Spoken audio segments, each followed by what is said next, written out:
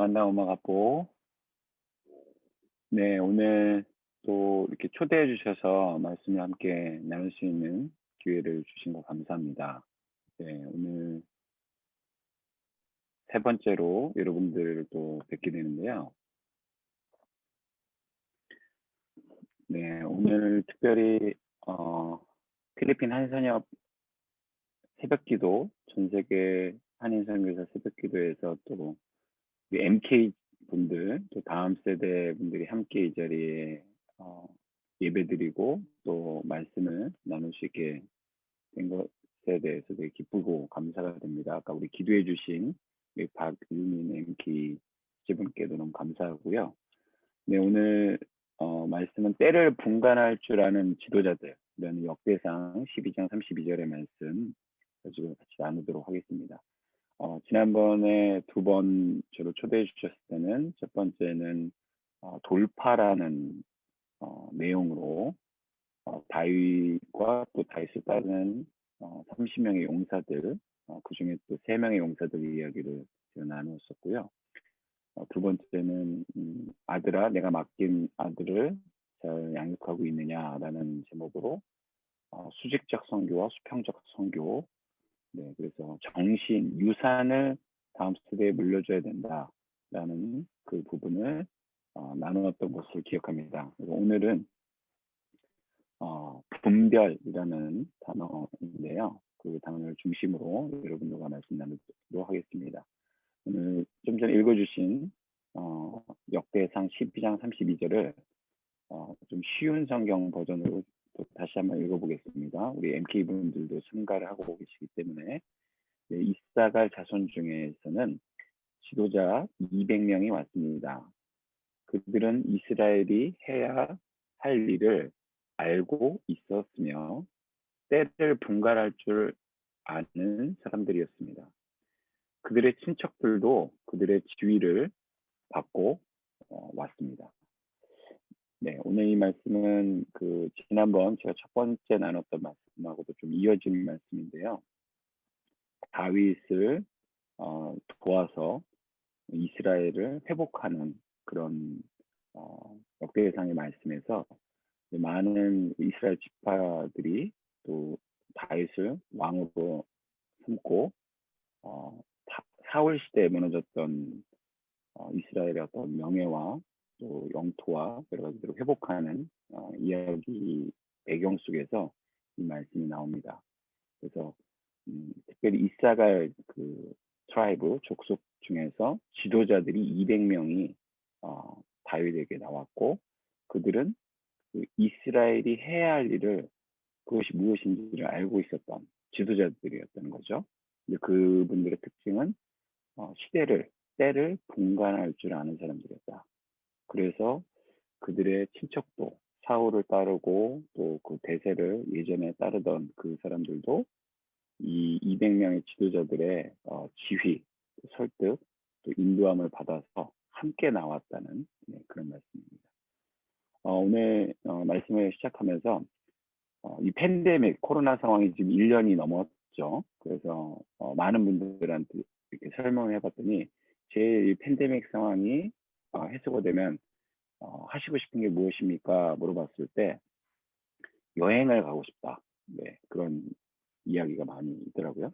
네, 지금 이 자리에 계신 우리 많은 선배, 선교사님들, 또 등록자분들, 선교 현지에 계시면서 아무래도 비행기도 원래 선교사님들이 많이 타시게 되는데 지금 상황은 많이 타실 수가 없는 상황들이죠. 그래서 여러분들도 이 팬데믹이 종료가 되고 마음껏 예전처럼 하실 수 있다면 어디를 가고 싶으신지 한번 질문을 해보고 싶습니다.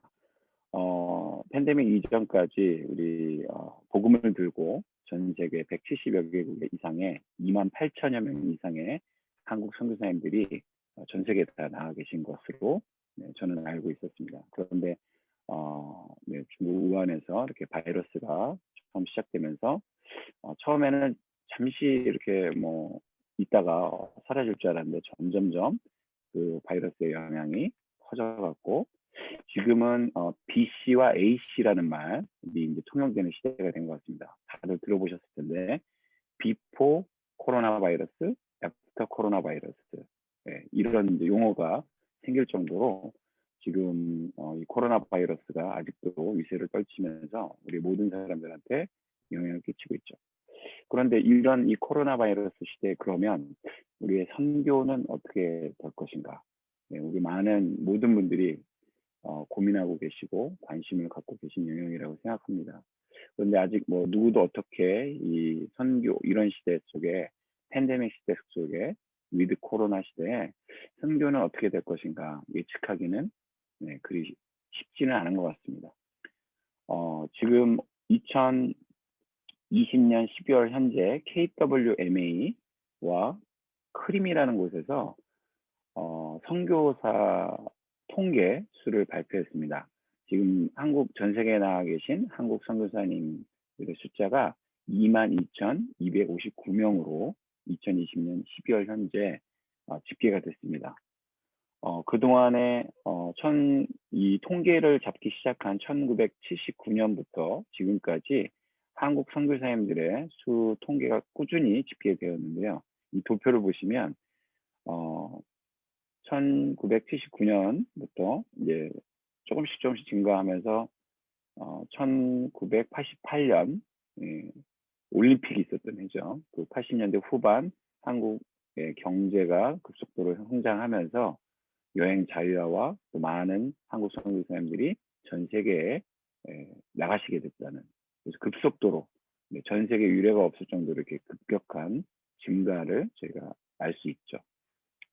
그런데 이제 요즘에는 많이 둔화가 됐고 2020년에 조금 이제 올라가게 됐는데요. 한국 선교사님들의 연 증가율을 보시면 79년에 급속도로 50명까지 올라가고 그렇게 이제 하다가 점점 지금은 선교사 파송 숫자가 이제 줄게 됐고, 지금 선교 대상국도 168개국으로 다시 집계가 됩니다. 그래서 뭐 여러분 아시다시피 뭐 동아시아 X국, 저희는 이제 대륙이라고 부르는 그런 나라와 뭐 인도 같은 데서 우리 선교사님들이 공식적으로 이렇게 비자발적 철수라고 하는데 추방이 이제 되셔서 다시 들어가시기가 어려운 그런 나라들도 있고 해서 약간 선교 대상국가가 줄었지만 연 증가율도 점차 낮아지는 것들을 저희가 볼 수 있고요. 선교 단체 수도 계속 증가되다가 최근 한 10년 사이 이렇게 점점 정체 내지 하향 곡선이 있었습니다. 그런데 작년부터 2020년 12월까지 급속도로 이렇게 증가한 것을 봤을 때 저는 뭐 이 통계나 이런 리서치 전문가는 아닙니다만 아마 팬데믹 이유 때문에 많이 나가실 수가 없고 또 이 문제를 적극적으로 도와야 되는 문제들이 있어서 선교단체들이 조금 증가하지 않았나 그런 생각이 듭니다. 연 증가율 보이고요. 그렇다면 오늘 이제 저희들이 오늘 다음 세대 우리 MK 분들을 생각했을 때 한국 선교사님들은 아까 2만 한 2천 명 정도 지금 현장 원래 한 2만 8천 명 정도 공식 집계가 있었는데 2만 2천 명 정도로 지금 좀 줄었죠. 이유는 이 팬데믹 때문에인 것 같습니다. 그런데 그러면 그 MK들은 몇 명이냐 했을 때 공식적으로 2만 286명 정도로 추산한다라고 크림과 KWM에서 집계를 했습니다. 한국 선교단체, 풀뿌리 선교단체, 교단 선교부에 다 문의를 해서 그분들이 주신 데이터를 기반으로 한 2만 명 정도 있다라고 추산하고 있습니다. 거의 한국 선교사님들 비율과 1대1 비율을 보이는데요. 그러면 그 한국 선교사들 자녀들을 위해서 일하시는 여러 선교 사역이 있겠지만 MK 사역자분들은 몇 분 계시냐 했을 때 저 같은 사람을 포함해서 198명 정도 있다라고 보고가 됐습니다. 전체 한국 선교사님들과 또 한국 선교사 숫자에 비하면 뭐 교사 선교사라고 불리는 MK 사역자라고 불리는 분들이 숫자가 그렇게 많지는 않습니다. 제가 하나님께서 조금 젊은 나이에 저를 불러주셔서 제가 섬기면서 초창기에 때와 비교해 봤을 때 많은 그래도 MT 동역자분들이 계시지만 그렇게 많은 수가 있지는 않은 것 같아서 한 20여 년 동안 좀 안타까운 마음이 있습니다. 여러 선교 현장에 또 전 세계 타문화권에서 우리 자녀를 양육하시면서 기르시는 우리 부모님들을 도와서 한국 교회와 또 교사 선교사와 또 저 같은 MT 사역자들이 함께 연합해서 우리 다음 세대의 또 선교와 또 현장에서 한국 선교사님들 가정이 장기적으로 건강하게 가실 수 있도록 하기 위해서는 이런 사역자분들이 많이 필요한데 또 이 통계를 보시면 참 저는 MT 사역자 한 사람으로서 오늘 설교 내용하고도 맞는 부분인데 MT 그 친구들 한국 선교사 자녀들의 연령별 통계에도 나왔었습니다. 근데 거기 이렇게 도표가 만들어져 있지는 않았었는데 제가 그 통계 자료를 보고 만들었습니다. 그런데 이것을 만들어 보면서 제가 하나 깜짝 놀란 게 있는데 제가 중학생 때인가요? 그 인구 피라미드 이런 사회 과목에서 배웠던 적이 있는데 이 그림은 지금 정확하게 역 피라미드 상황을 지금 보여주고 있죠. 우리 한국 선교사님들이 80년대 후반에 급격하게 나가시면서 그때는 이제 피라미드형 인구 구조도 있었고 또 선교사님들 숫자도 아마 그랬던 것 같습니다. 그런데 지금은 우리 선교사 자녀들을 봤을 때 취업자의 시를 작고 초등생이 16.4%, 중고등학생은 19.1%, 그다음에 대학생이 23.1%, 대학원 이상 취업 연령에 있는 자녀들이 32.4%. 그래서 뭐 어떤 한편으로는 상당히 또 긍정적인 면이 있지만 어떤 한편으로는 이제 더 이상 한국 선교사님들이 많이 파송이 되지 않으면서 젊은 선교사님들 또 젊은 MK들이 줄어들었다는 거죠. 그런데 저는 좀 오늘 집중하고 싶은 게 뭐냐면 이 대학생 이상 대학원 연령에 있는 이 연령층이 50%, 55% 이상 된다는 거죠. 한국 선교사 자녀들이 2만여 명 정도 있는데 우리 오늘 기도를 해주신 박윤민 MK 선생님 연령 정도에 계신 분들이 전체 MK 숫자에서 55% 이상이다. 그러면 이 많은 사람들이 지금 현재 어디에서 어떻게 어떠한 삶을 살고 있는가? 그리고 이 자원들이 저는 한국에서 지금 현재 사역 중인데요. 청년 대학생 MK들 집중해서 맞춤식 코칭과 제자화 사역을 하고 있는데요. 한국에서 이 지체들을 가까이서 보면서 쉽지 않은 삶, 도전이 많은 것을 봅니다.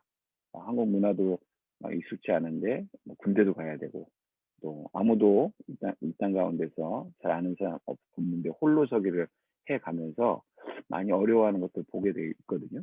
근데 이 많은 자원들이 세계 선교와 또 한국 무너져 있는 한국 교회를 또 살리고 또 세계 무대에 나가서 다니엘처럼 바울처럼 또 일할 수 있는 모세, 니에미야 이런 TCK의 모델들처럼 영향력을 끼쳐야 될 건데 우리는 그러면 이 다음 세대 지체들의 어떤 필요가 있고 이들을 어떻게 도와야 되는가 저희가 생각을 해봐야 된다는 거죠. 한국 선교도 지금 급속하게 한국 교회도 급속하게 쇠락하고 있는 이 시점에 네. 오늘 말씀하고도 또 연결이 될 수 있는 부분인데요. 세계 선교를 이어갈 수 있는 그럼 지도자는 어떤 사람인가? 저희가 생각을 해볼 때 제가 이분 이야기를 좀 소개해드리고 싶습니다. 이분이 혹시 누구신지 아시는지 모르겠네요. 최근에 이제 인터넷에도 그렇고 많이 알려주신 분인데 메가스타디라고 한국 사교육 시장에 거의 그 총수 수장격인 손준 회장님이라는 분이 있습니다. 네, 한국의 이제 그 교육 열풍에 있어서 강남권 대치동 그 아주머니 분들이 이분이 떴다 하면 우르르 몰려가시는 정도의 엄청난 파워를 갖고 계신 분인데 사교육 시장에 거의 끝판왕이신 분이죠. 근데 이분이 작년에 이제 매년 이제 대학 입시 한국 대학 입시 설명회를 하시지 않습니까? 근데 이분이 거기에서 앞으로의 대한민국의 미래는 이렇습니다 하고 강연을 하신 게 있습니다. 인터넷에 쳐보시면 이분 강연이 되게 유명하게 나와 있거든요. 한번 기회 되시면 보시면 좋겠고요. 이분이 예전에 이제 뭐 우리 여기 이 자리에 계신 우리 선배님 또 제 시대만 해도 뭐 화이트 칼라, 블루 칼라 뭐 이런 시대였는데 이제는 뉴 칼라의 시대다라고 힘주어서 이분이 아주 강조했습니다. 그러면서 그래서 저도 이제 이분을 잘 몰랐었는데 이렇게 인터넷이랑 미디어에 찾아보니까 이 손준 회장님이 사교육은 이제 절벽이 온다. 그래서 앞으로의 시대는 잘 노는 아이가 성공한다. 이 지금 입시 설명회 이렇게 찾아오신 학부모님들 이분이 여러분 이 자리에 와서 이렇게 하는 거 이제 의미가 없다. 대한민국은 매우 해결하기 힘든 인구 구조의 문제, 아까 보셨다시피 초고령 사회에 돌입을 했다. 그래서 의대를 제외한 어중간한 대학을 갈 거면 아예 안 가는 게 낫다. 공부에 다른 재능을 키워라. 그리고 탈조선 할 수 있으면 한국을 떠나라. 그것이 자녀들을 위한 좋은 미래다. 이렇게 아주 센 발언을 하셨습니다. 그리고 미래엔 잘 노는 게 경쟁력이다. 잘 놀아야 컨텐츠 생산이 되고 그걸로 먹고 사는 부가가치 시대가 온다. 이분이 이렇게 얘기하셨습니다. 그래서 부모의 시대는 우리 이 자리에 계신 저를 포함한 부모의 시대는 한국이 급속도로 경제도 성장하고 공부만 열심히 하면 성공할 수 있는 어떤 뭐 그런 시대였기 때문에 자기와 같은 사교육 시장에 뛰어든 사람들이 이렇게 큰 성공할 수 있었던 시대인데 이제는 그런 시대가 아니다. 우리 자녀들이 사는 시대는 완전히 달라진 시대다라고 이분이 상당히 강한 어조로 설명을 했습니다. 그래서 이분이 얘기하신 거가 네, 그 얘기를 듣고서 제가 한번 찾아봤습니다. 통계청에 들어가서 이분 그 강연에서도 나왔는데 통계청에 들어가서 대한민국 인구 수를 이렇게 조사해 보니 그 표들이 다 대한민국 통계청에 이렇게 다 공개되어 있는데요. 1975년 제가 태어났던 해인데 그때 이렇게 보니까 거의 이렇게 삼각형, 네, 피라미드형이죠. 인구 구조에서 가장 안정적인. 네. 그런데 한 1999년 90년도 여기 보니까 이게 네, 오각형 네, 형태고 중간층들이 이제 많아졌다는 거죠. 2021년 올해 통계입니다. 이거 봤을 때 이제 거의 이렇게 마름 모형으로 올라가는 거죠. 점차 그 취약 전 어린 연령들이 인구수가 감소하는 그래서 지금 60대와 40대에서 60대가 가장 두터운 층이 되는 거죠.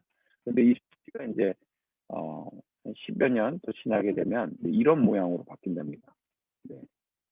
그리고 2067년 정도 되면 이런 모양으로 바뀐다라고 지금 예측하고 있습니다. 이 모양을 봤을 때 역삼각형, 전 세계에 유례가 없는 오직 대한민국만 이런 비슷한 네, 역삼각형의 나라가 된다는 거죠. 급속도로 노령화 사회로 들어가고 초고령화 사회로 들어가게 된다는. 그래서 다음 세대가 없는. 지금 많은 통계들을 통해서 여러분들이 미디어를 통해서 접하셨을 텐데, 그래서 이제 이 사진을 보시면 이제 이렇게 한눈에 비교하실 수 있습니다. 우리 선교지로 나가시던 우리 선배님들, 이 자리에 계신 우리 레전드 선교사님들, 훌륭하신 선교사님들이 살아셨던 세대와 지금의 시대의 인구 분포가 이렇게 차이가 나고 이것은 앞으로 정말 우리 한국 사회에 정말 큰 어려움이 생길 거라고 네, 많이들 예측하고 계시고 그 손준 회장님이 그걸 아주 강력하게 자기와 같은 사교육 망할 거 각오하고 자기가 얘기한다. 이미 그거는 예정된 사실이다. 그래서 1990년대는 우리 청년 같은 한국 인구 구조의 변화가 청년이었다면 2013년에 이미 장년층으로 들어섰고 2030년에 이제 완전히 노년을 나타내는 시간으로 간다. 그래서 저출산 고령화 시대. 그 이야기는 생산 가능 인구의 감소가 있다는 거죠. 그래서 이 도표에서 보시다시피 초고령 사회로 진입한 시점이 2026년. 네, 이제 몇 년 안 남았죠. 그리고 고령화 사회는 이미 뭐 2017년에 들어왔고요. 그래서 초고령화 사회는 그 연령층이 20% 이상인 사회. 네. 그리고 15살에서 그러니까 그 15에서 64살까지가 이제 노동을 할 수 있는 이제 연령층이라고 이제 분석을 하고 있는 거죠. 그리고 지금 이제는 이제 이게 2018년도 통계인데 출산율이 0.98명. 지금은 더 떨어졌죠.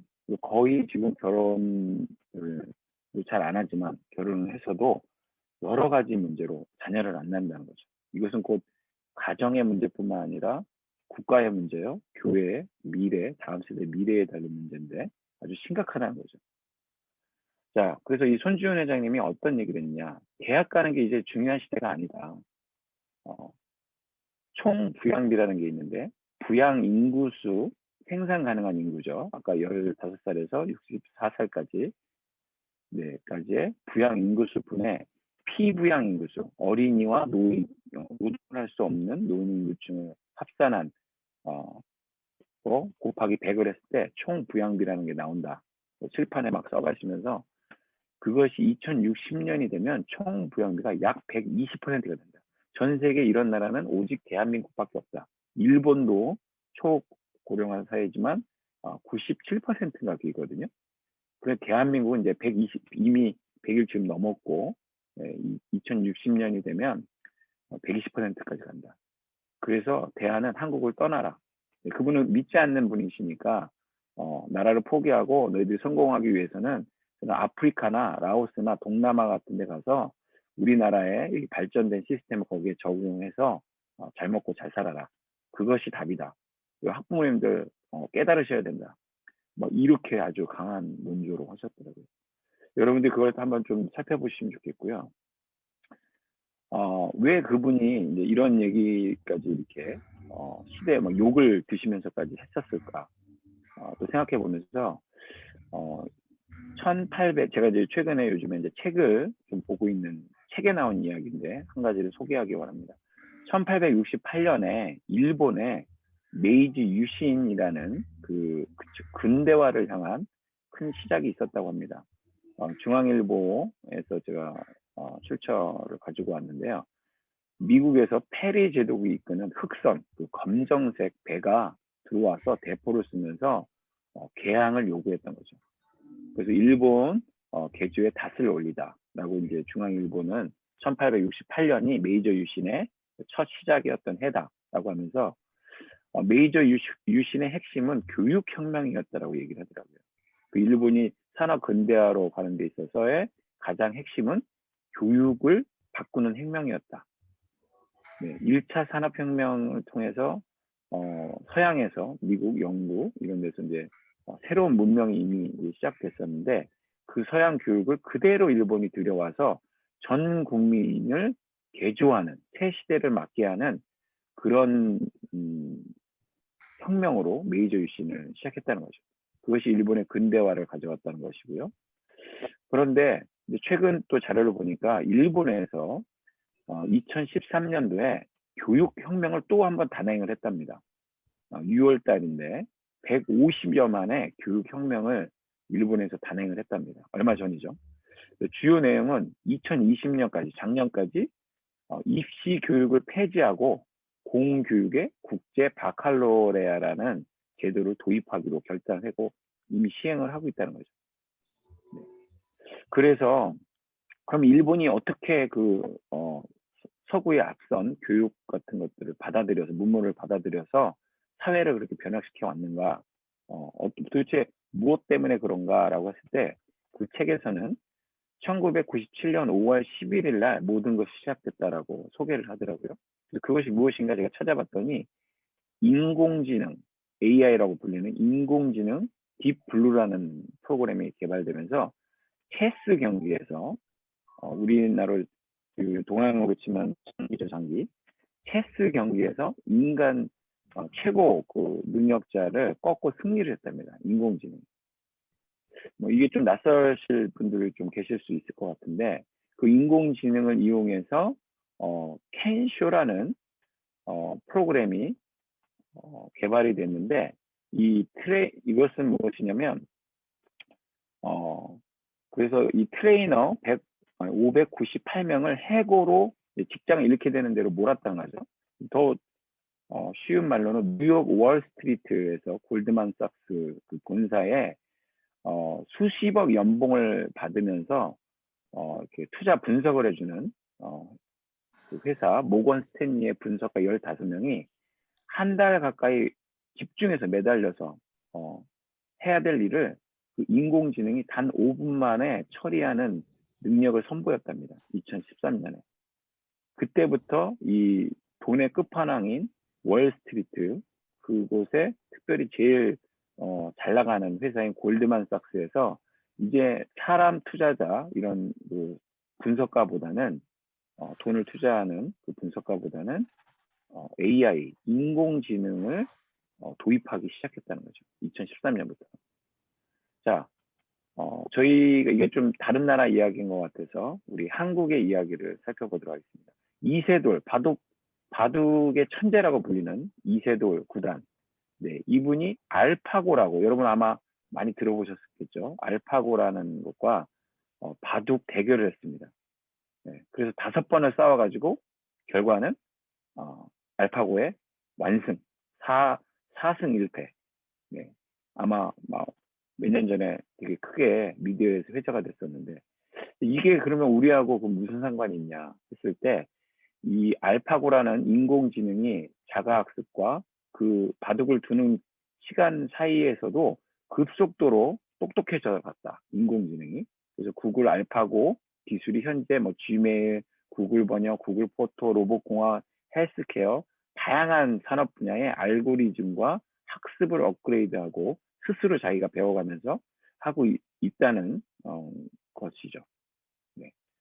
자, 그러면 그게 우리한테는 지금 피부적으로 어떻게 지금 와닿는가 봤을 때, 이 시대가 어떻게 변하고 있는가를 봤을 때, 인공지능 의사가 이제 많이 나오기 시작했다는 겁니다. 그리고 인간 명의, 우리가 아프고 힘들고 지금 우리 세계 한인 선교사님들도 뭐 암이다, 공황장애다, 뭐 여러 가지 지금 뭐 아프신 부분들이 많잖아요. 그래서 제가 기도를 하고 있는데 인공지능 의사가 있고 뛰어난 인간 명의분들이 계시죠. 그래서 명의분들한테 막 병을 고치기 위해서 뭐 1년 이상씩 막 줄 서 있고 그렇죠. 그런데 그 인공 의사라는 게 있답니다. IBM, 우리 컴퓨터 만드는 회사 아시죠? 컴퓨터 만드는 회사였는 이 IBM에서 왓슨이라는 인공지능 의사 프로그램을 만들었답니다. 이 보도 자료를 보니까 8,500개 이상의 의료기관이 축적한 의료 정보를 이 왓슨은 가지고 있고 120만 편의 이상의 의학 논문을 가지고 있고 알고 있고 400만 건 이상의 제약 특허를 이미 알고 있고 1억 명 이상의 환자 정보를 알고 있고 2억 명 이상의 생체 정보도 이미 정보를 가지고 있고 그다음에 3억 장 이상의 의료 이미지, 엑스레이, CT, MRI 파일을 완벽하게 분석해서 환자들이 왔을 때 그 진단을 한다는 거죠. 자, 그래서 요즘 이것이 어떻게 쓰이고 있나 봤더니 유방암을 앓고 계신 A씨가 닥터 왓슨이 이렇게 진료한 게 우리나라 케이스입니다. 전체를 잘라내는 수술을 했고 재발 방지 치료법을 논의했는데 의료진은 전반적인 재발을 줄이는 항암제를 권장을 했대요. 근데 닥터 왓슨은 겨드랑이 림프절을 포함한 방사선 치료를 권장했답니다. 그래서 이제 인간 의사들, 의료진과 닥터 왓슨을 이제 비교한 거죠. 그랬더니 놀랍게도 환자들이 인공지능 닥터 왓슨을 선택했다는 거죠. 네. 그것이 지금 이 시대를 반영하고 있다는 겁니다. 사람들이 실수하지 않는 인공지능 닥터를 원한다는 거죠. 그래서 지금 우리나라뿐만 아니라 이 왓슨이 어떻게 쓰이고 있나 봤더니 45개국 이상에서 통신, 유통, 제조, 20개 산업, 500여 글로벌 기업이 도입을 했고 현재 적용 언어도 이렇게 여러 언어들로 쓰이고 있고, 네, 주력 사업은 네, 헬스 왓슨 이 닥터 왓슨과 또 일반인들의 건강 의료 보험업, 사물 인터넷 이렇게 다방면에 지금 쓰이고 있답니다. 여러분 이것이 무엇과의 또 대결인지 아시는지 모르겠네요. 34,000건 대 0건. 네, 이것은 네, 약학 분야에 이 AI가 또 도입이 되고 있다는 겁니다. 미국 캘리포니아 대학교의 샌프란시스코 캠퍼스에 메디컬 센터라고 있답니다. 우리나라에 뭐 서울대니 고대니 의대가 있는 것처럼 그 메디컬 센터가 있는데 이 병원에서 어이없는 제약 사고가 발생을 했다고 합니다. 약물 처방 시 소수점이 잘못 찍혀갖고 2.25cc를 처방해야 되는데 22.5cc를 처방하게 됐대요. 인간도 실수를 할 수 있죠. 자신도 모르게 점 하나 잘못 찍는 것 때문에 실수를 저질 수밖에 없는데 이게 큰 의료사고로 갈 수 있다는 거죠. 인간에 대한 두려움 때문에 이 병원에서는 인공지능 약사를 이제 도입하기 시작했답니다. 그래서 인간 약사가 평균적으로 100건을 약을 조제할 때 약 1.7건을 잘못 조제한답니다. 근데 만일 이 메디컬 센터에서 인간 약사를 계속 썼다면 40만 건을 조제 시에 약 6,800건의 조제 실수가 일어나게 된다는 거죠. 근데 인공지능 약사는 그걸 도입한 후에 실수가 0건이었다는 겁니다. 그래서 여기서 중요한 거는 뭐 아니 그럴 수 있지 인간인데 그래도 사람 냄새 나는 사람한테 내 몸을 맡기고 치료받으면 좋겠다. 사람들이 이렇게 생각할 거라고 생각을 했는데 실제 소비자들의 선택은 내가 그 잘못된 실수의 케이스에 들어가면 안 된다라고 생각을 해서 인공지능 약사를 선택한다는 거죠. 그렇다면 또 교육 분야에서는 지금 어떻게 인공지능이 전개되고 있냐 이걸 또 살펴봤더니요. 전 세계에서 인공지능 교사 프로젝트가 이미 가동을 해서 진행되고 있다고 합니다. 기사를 찾아보니까 중국에서는 각 그 수업 시간에 인공지능 로봇을 도입하려고 이미 시작을 했고 하고 있답니다. 미국에서는 우리 자폐아 아이들한테 이 로봇을 이용해서 로봇 선생님, 인공지능 선생님을 통해서 치료를 하고 있는데 상당한 효과를 얻고 있다고 합니다. 죄송합니다.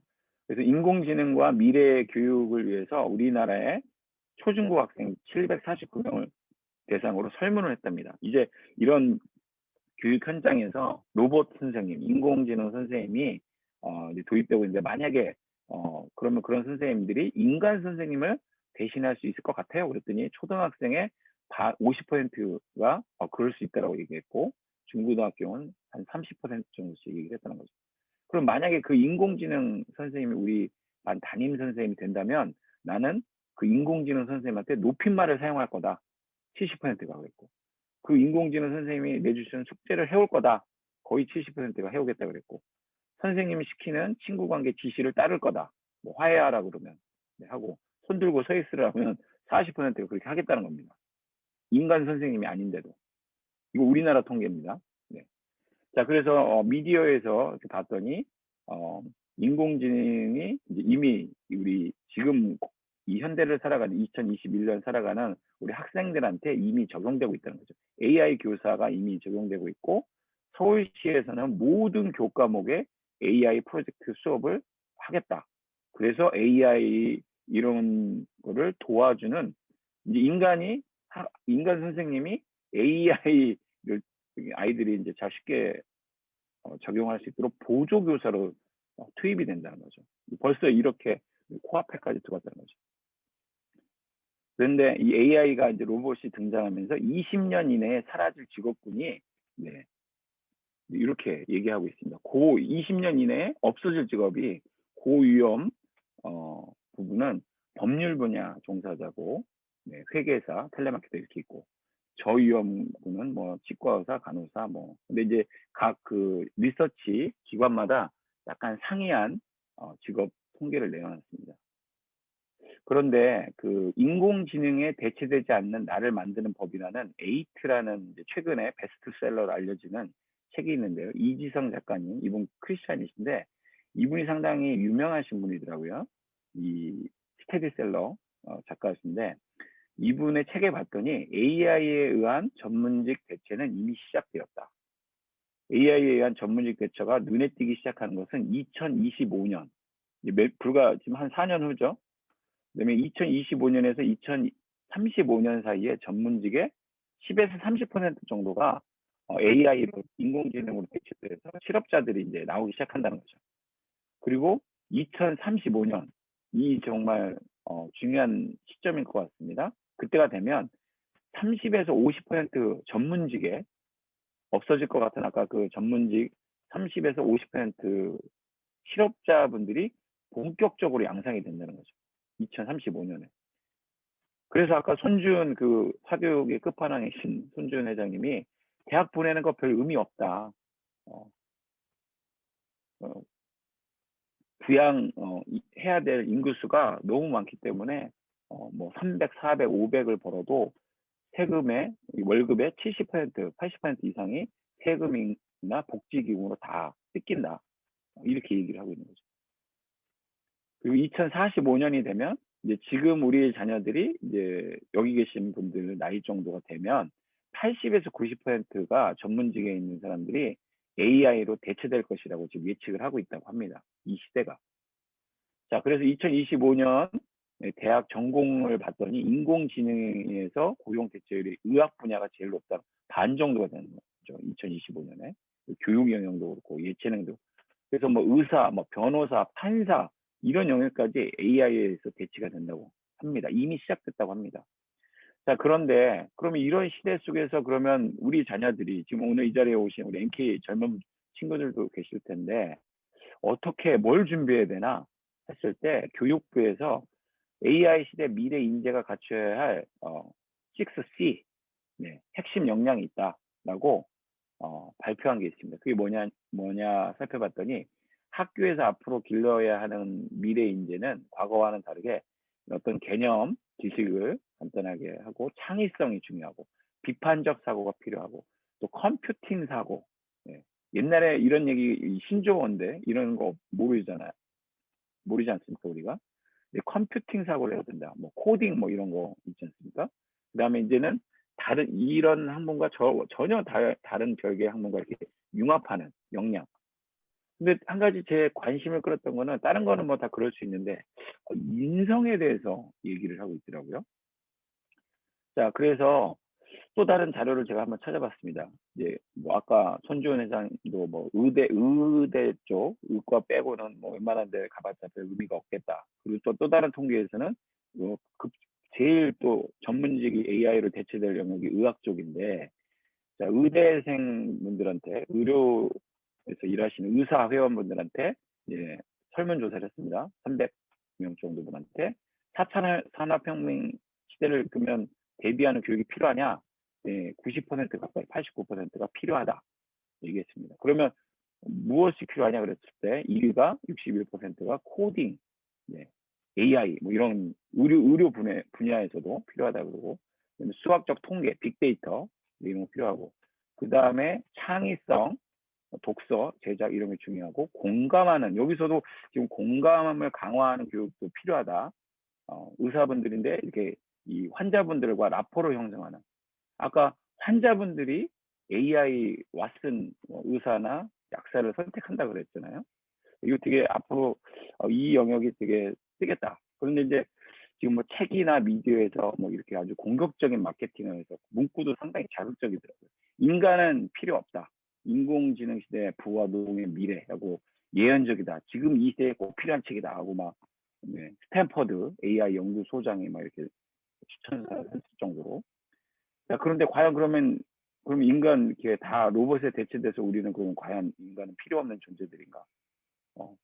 그런데 미래 사회 학생들이 그러면 갖춰야 될 주요 능력이 무엇일까요? 라고 우리 대구시에 있는 교육 관계자분들 2,229명한테 조사를 했을 때 공감 능력이다. 라고 이게 꼭 필요하다. 도덕성, 의사소통 문제 이런 게 높은 수치에 나왔습니다. 그래서 이게 AI가 판치는 이 시대에 인간의 비인간화 그 시대가 분명히 오는데 그 속에서 공감할 수 있는 능력이 앞으로는 탁월한 능력으로 필요하다는 거죠. 오늘 이제 본문의 내용으로 들어가면서 우리 마지막 이야기 말씀 나누게 될 텐데요. 그러면 누가 때를 분간할 줄 아는 지도자일까? 오늘 말씀을 같이 읽어보면서 그 해답을 저희도 좀 생각을 해봤으면 좋겠습니다. 이사갈 자손 중에는 이스라엘이 사울 시대에 많이 무너져 있었고 아직 다윗이 왕권을 다 완전히 차지하지 못했던 때인데 이사갈 자손 이 역대상 12장에 보면 다른 이제 종족들도 몇 명씩 누가 나왔다는 게 다 기록이 되어 있습니다. 그런데 저의 눈을 끌었던 거는 이사갈 자손 중에는 지도자가 200명 정도가 다윗한테 왔다는 거죠. 다른 데는 많은 군사들, 리더들 포함해서 군사들까지 왔는데 여기에 지도자들 200명이 이스라엘이 해야 할 일을 이미 이 사람들은 알고 있었다는 거죠. 이스라엘이 회복해야 될 일이 뭔지. 그리고 근데 이 사람들은 그 때를 분간할 줄 아는 사람들이었다는 거죠. 그리고 그들은 또한 그들의 주변 친척들한테 그들이 설득을 해서 우리가 다윗과 함께 해야 된다라고 그들을 설득해서 지휘를 받고 있는, 지휘를 할 수 있는 정도의 영향력을 가진 사람들이었다는 거죠.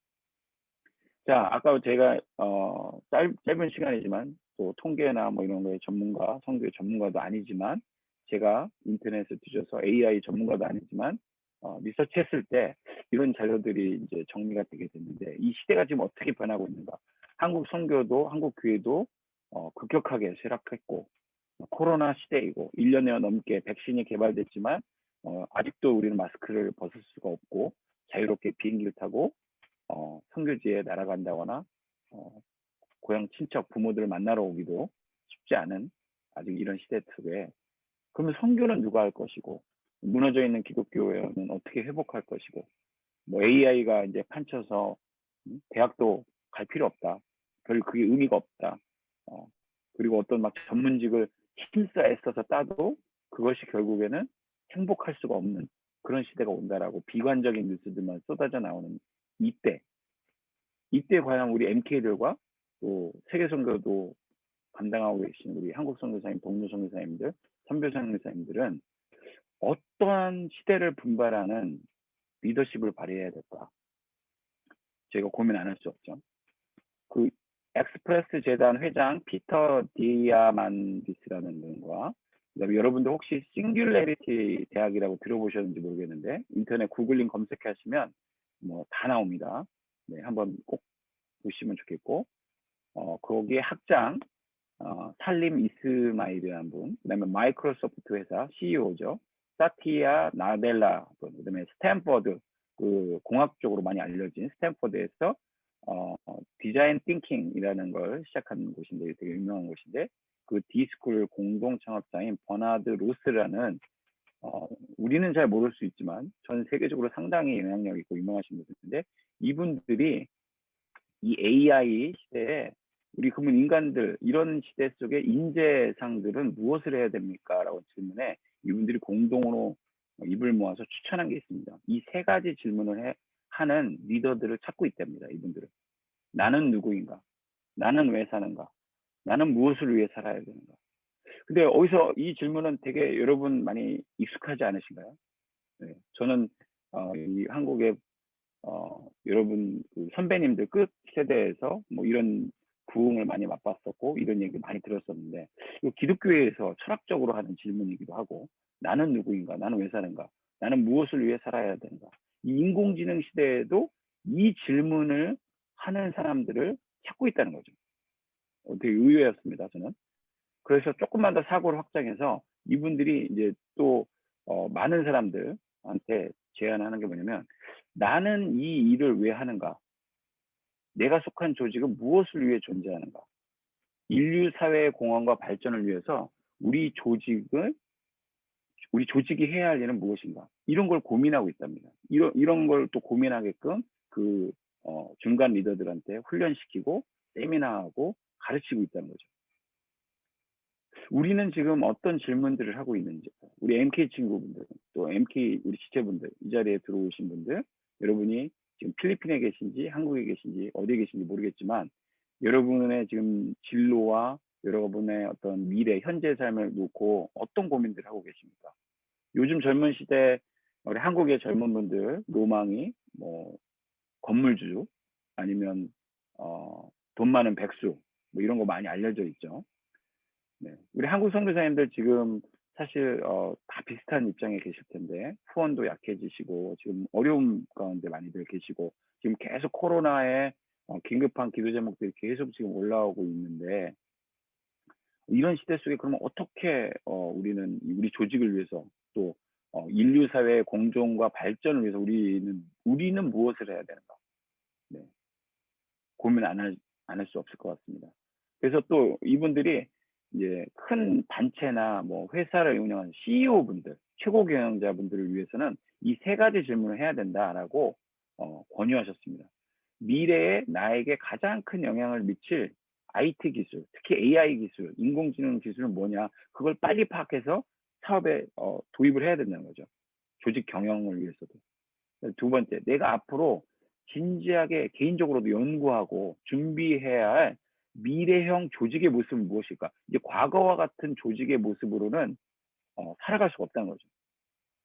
이제 모이지도 못하는 시대고 또 뭐 그 비인간적인 어떤 인간화의 시대 속에서 공감하는 능력이 떨어지게 되면 그 조직이 살아남을 수 없다는 거죠. 일반 지금 리더분들이 뭐 비즈니스 하시는 분들이 더 빨리 그런 것들을 알아차리고 준비하고 시장을 선도해 가고 있다는 거죠. 그리고 세 번째는 살아남기 위해서 새롭게 형성된 미래 사회에서 경영자로서 직면해야 될 문제들과 해결책은 무엇인가? 이런 거 고민해야 된다는 거죠.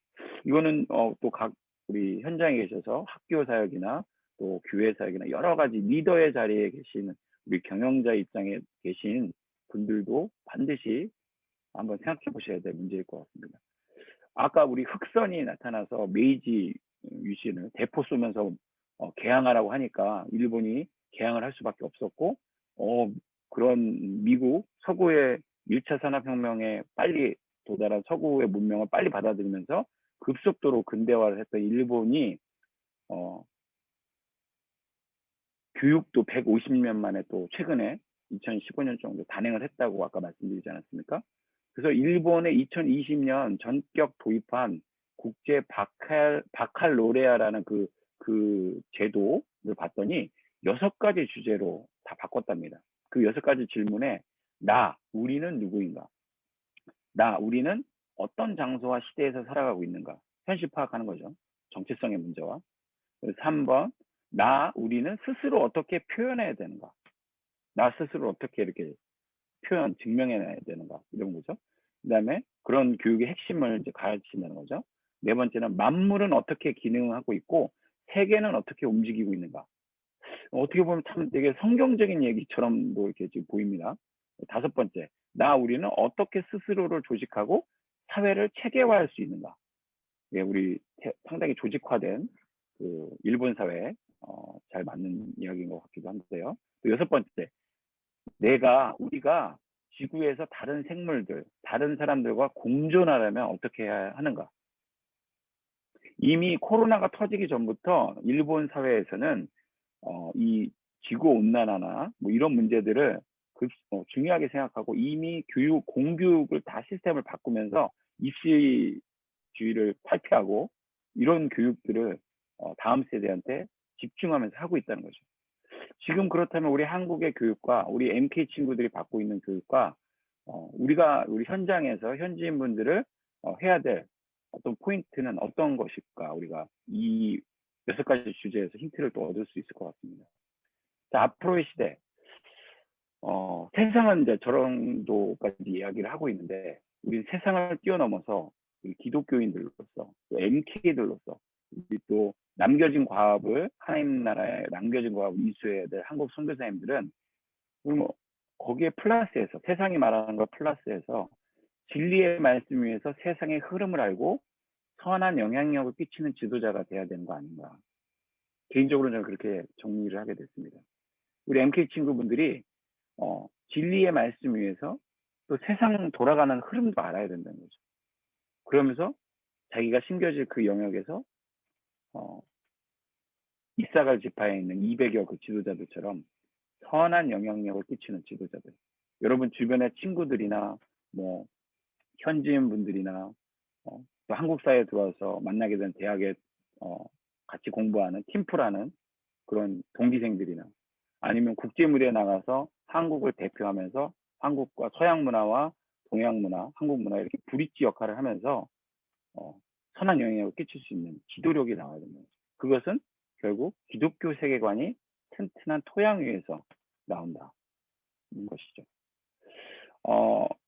이제 설교 내용을 조금 저희가 마무리하면서 오늘 어떤 설교라기보다는 조금 말씀 핵심 구절 한 구절을 가지고 이 시대를 좀 바라보는 그런 데 좀 초점을 많이 맞췄습니다.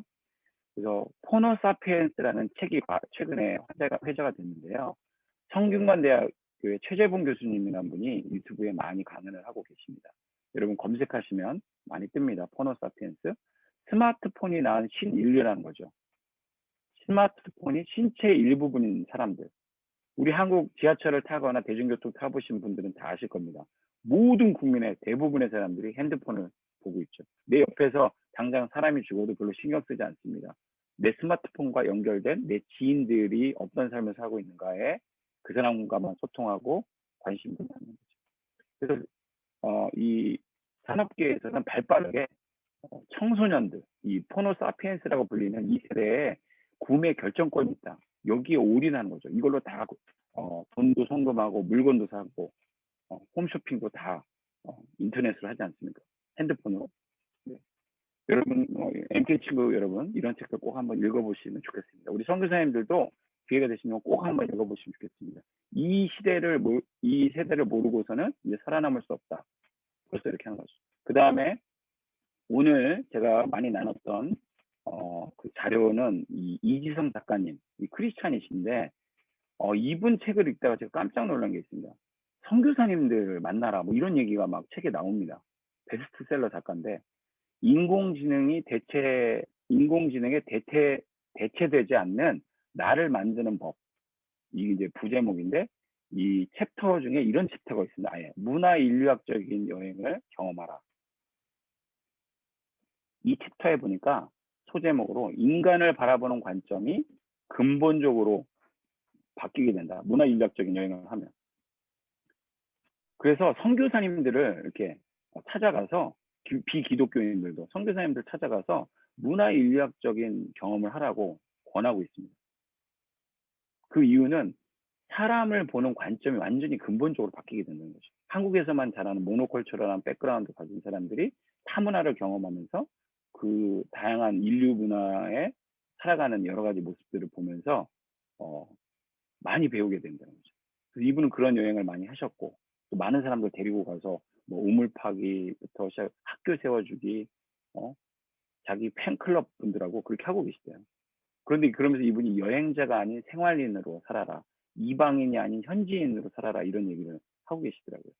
우리 아까 그 손주현 회장님도 뭐 아프리카나 동남아시아, 미얀마 이런 데 가가지고 한국이 좀 발전했던 그런 경험들을 거기에 녹여내서 하면은 사업적으로 대박 성공한다. 그런 사람들이 지금 나타나고 있다. 막 이렇게 얘기했지 않습니까?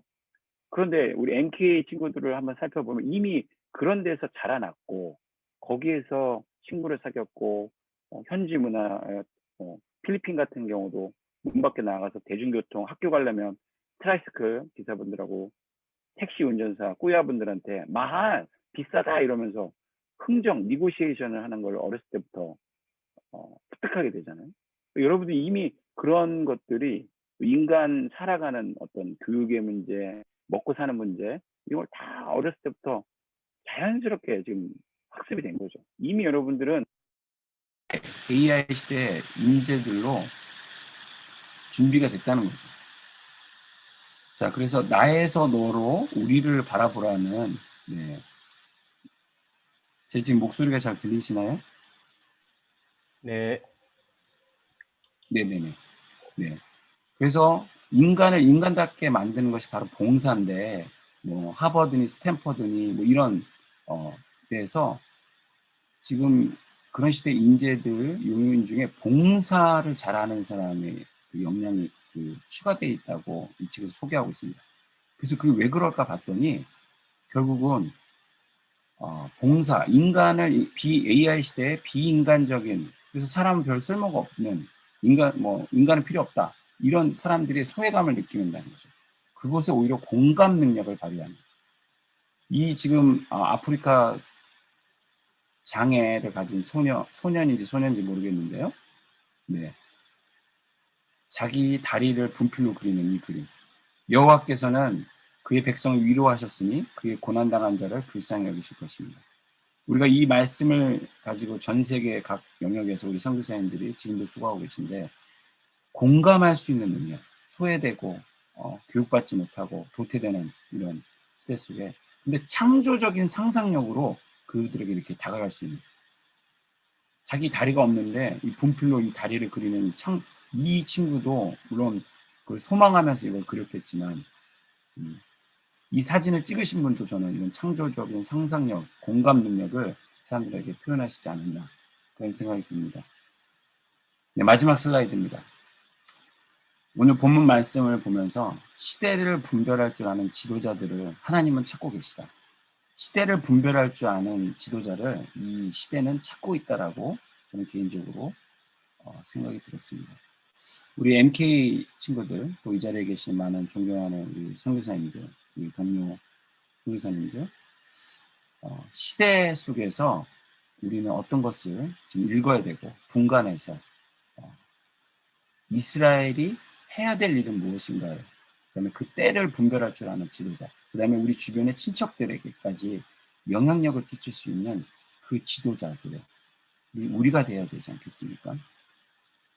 기도의 제목은 우리 다음 세대인 우리 MK 친구분들, 한국 사회에 뿌리 내리던, 로컬 문화에 깊이 들어가서 뿌리를 내리던, 국제 무대에 나가서 뿌리를 내리던 여러분들이 이 시대를 분간하고 하나님 진리의 말씀의 토대 위에서 세상 속에 선한 영향을 끼치는 그런 저와 여러분들이 되셨으면 좋겠습니다. 기도하겠습니다. 하나님 아버지, 감사합니다. 저희에게 이런 귀한 말씀을 주시고 이 시대에 대해서 분간하라고 도전해 주셨는데, 우리 선교사님들과 우리 다음 세대 리더들로 살아가야 도전이 많지만 그 세상 속에 돌파하고 하나님의 선한 영향력을 끼쳐야 될 우리 MK 친구분들 하나님 축복하여 주시기를 기도합니다. 오늘 이 기도의 시간을 하나님 또 함께 해주시고, 우리 다음 세대를 놓고 기도할 때 하나님 막혔던 돌파해야 될 영역들이 돌파될 수 있도록 도와주시고, 각 모든 분들한테 지혜를 주셔서 어떤 영역들을 어떻게 준비하고 내가 섬기고 도와야 될 지역사회와 공동체는 어떻게 내가 인도해야 될지 하나님 귀한 선명한 메시지를 허락해 주시옵소서. 예수님의 이름으로 기도했습니다. 아멘.